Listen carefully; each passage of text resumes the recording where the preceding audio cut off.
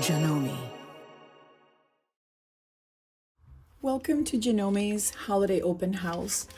In the spirit of giving this holiday season, I am bringing you a joyful tote. It is a whimsical project with a few techniques to try inspired by The Little Mermaid. To make my job easier for cutting all the small pieces, I am using the Go Cutter Mermaid King and Queen die. It is die 55619. And this is what it looks like. If you do not have an AccuQuilt cutter, you can also create any shape you like to add to your tote. I am using light Steam 2. All the instructions are in the back of the package. I buy it in 8.5 by 11 sheets just to make my life a lot easier. And I want to show you, if you choose to do a word, they have to be reversed so that you have great results. I chose the word love for this demonstration. I do have it upside down, and I taped it so that it would be a lot easier to handle.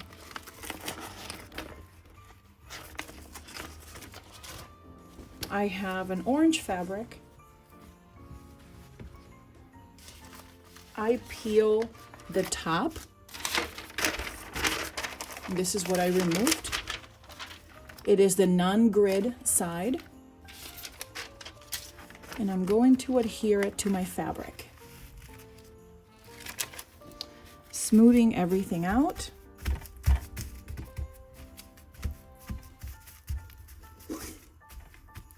And then imagine that this is already traced. So then I would just use my scissors and cut around all the shapes.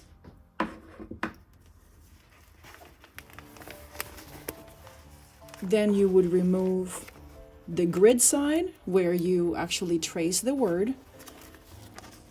And then you will have the word love on this side. I know it's harder to see, but all the instructions also come in the back of the package if you're curious how to do this. The most important thing is to find out when you put your word that all the letters are facing the correct side. So let's get back to our tote.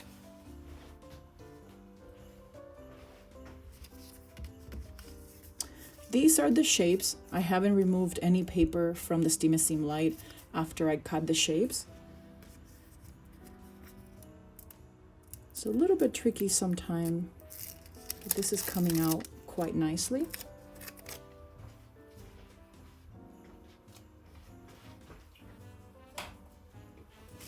I work a lot with scraps.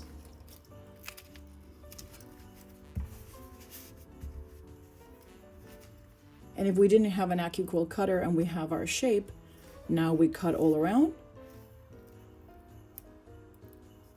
And of course, this is the back of the fabric. Then we would peel it and adhere it to our tote, just like I have done here. And this is all what the fabric is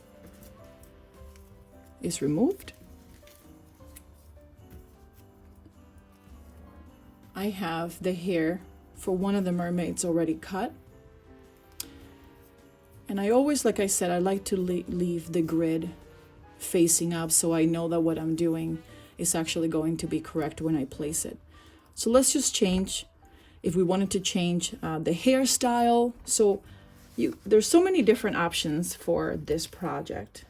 Just have fun working with your scraps. And let's see. Here is another one. Use your nail or a pin.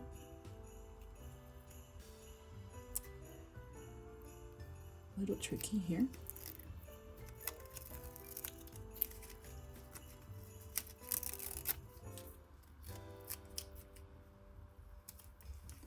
We're going to apply it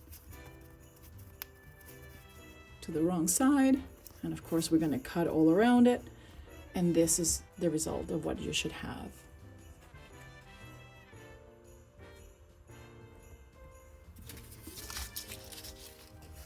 Once you have all the applique shapes adhered and you're happy with your placement, just touch it with your iron.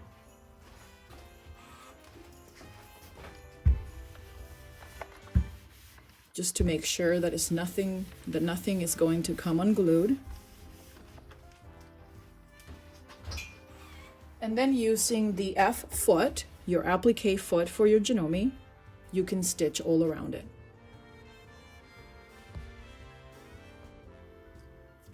If you have an AccuQuill cutter,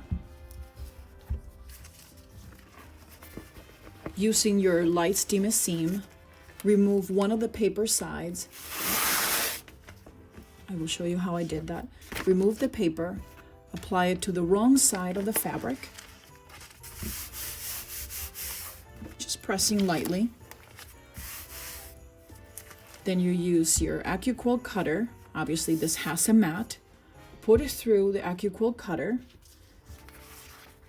and then you will get all your shapes cut all at once.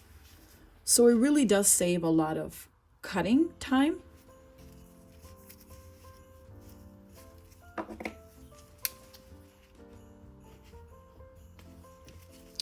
And obviously for this step, if you have the AccuQuill cutter, you don't have to trace and cut.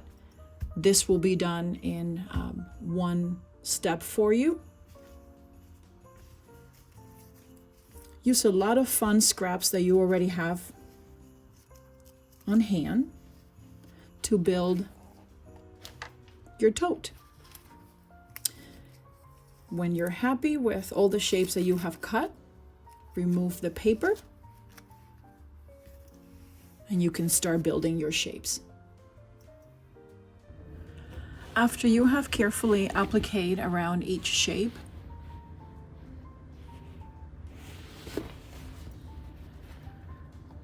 turn your tote right sides together.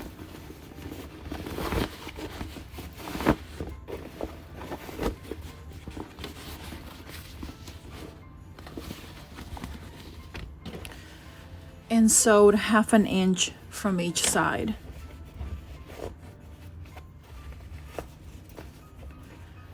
So this is one side, top to bottom, and here's the other side.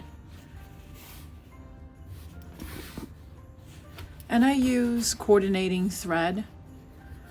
I did this white here so that you could see it on the video.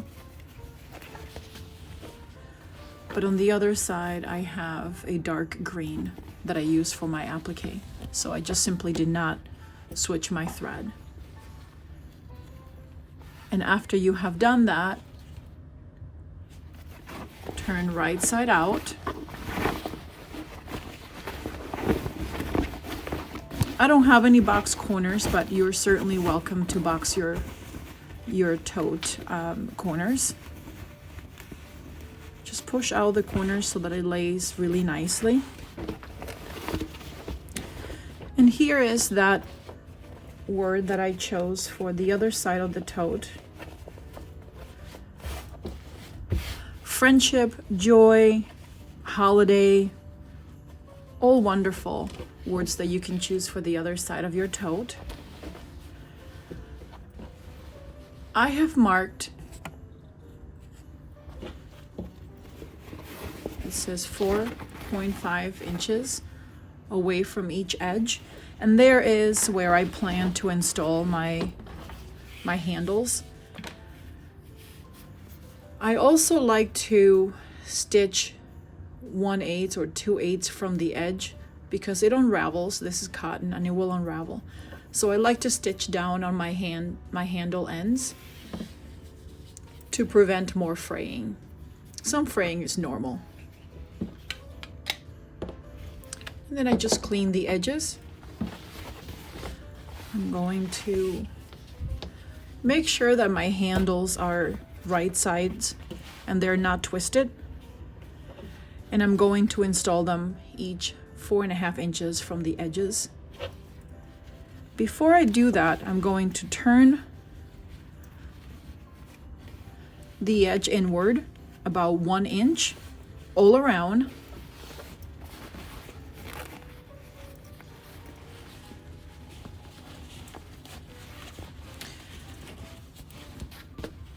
And on this step, you are welcome to use decorative stitches.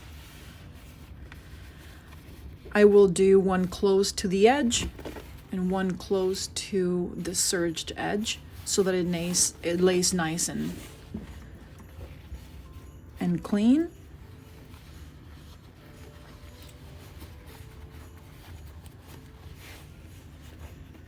And then take it to your sewing machine and stitch. I will show you that on the next step. I took it to the sewing machine and I top stitched everything. Right now what I'm going to do is I just have the bottom part of the handles to stitch, which I will do at a later date, but I just wanted to show you how close to the edge I stitch my handles for security. They're not going to come apart. And they're all installed, so I went all around it, top stitched, and back stitch at each of the ends of the handle for strength. I went ahead and also boxed one of the corners so that you could see how it looks, and then I'm going to show you here just how easy it is to create. I marked just 2 inches across from the bottom and then 2 inches up, so it just creates a 2-inch square, and I'm just going to cut it. You don't have to box the corners, but it really looks very professional if you're giving this as a gift. It really replaces all the expensive wrapping paper. Not that it's not beautiful, it is very beautiful. But making these totes really would help you save on paper and make it a reusable tote. It's also wonderful for homeless shelters. We can make a ton of these and donate them with hygiene items or other things. Homeless shelters always have a wish list. And that's it. So I'm going to take it to my sewing machine real quick. And I'm going to stitch it about 1/2 inch is what I like to do, and I will be right back. So here I have stitched the box corner, and I'm going to trim it so it looks a little bit nicer.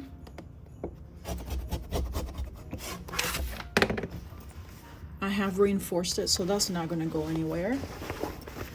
And then I'm going to show you by turning the tote right side out.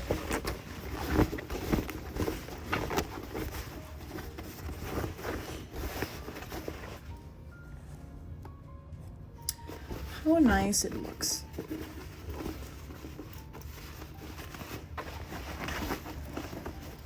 If you have old denim jeans laying around,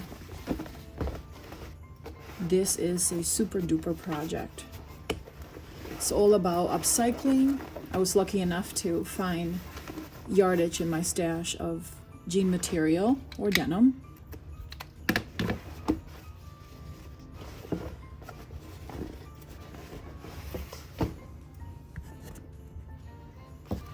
And I think it looks lovely.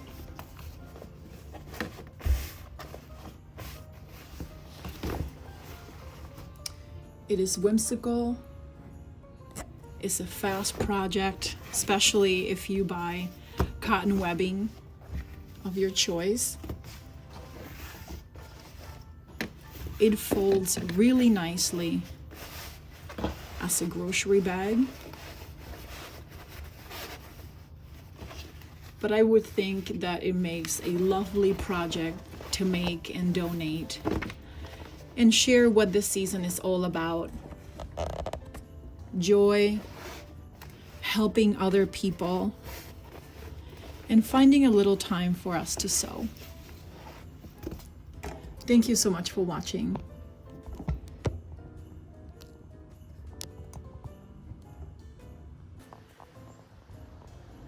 And don't forget to visit your local Janome dealer for a chance to win prizes. One to keep and one to give, to encourage the joy of giving this holiday season. So please visit your local Janome dealer. Thank you so much. Have a joyous holiday season.